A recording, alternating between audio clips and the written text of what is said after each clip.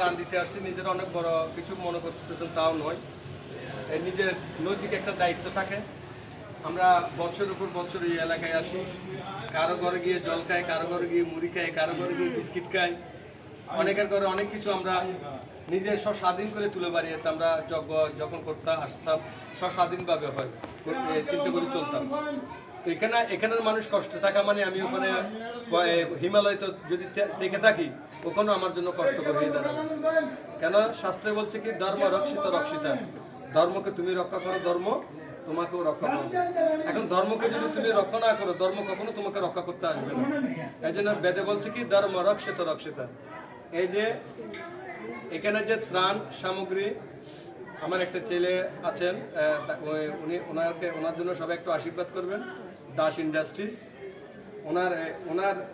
ওনার একটু দৃষ্টিতে আমার অনেকগুলো কাজ উনি করে দিয়েছেন, পাশাপাশি আমারও কিছু করতে হয়েছে।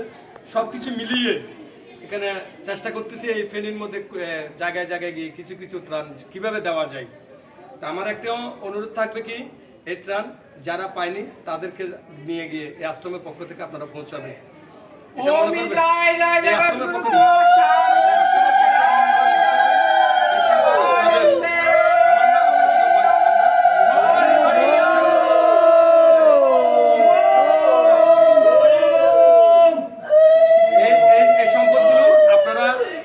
গ্রহণ করে আপনারা এভাবে নেবেন।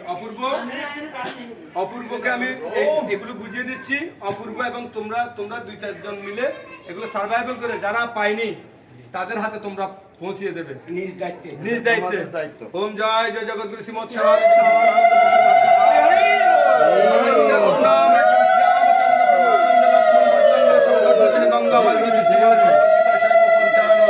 জগৎগুরু শ্রীমৎ স্বামী যোগী সুষ্ঠ আনন্দ মহারাজ প্রমানন্দে হরি হরি।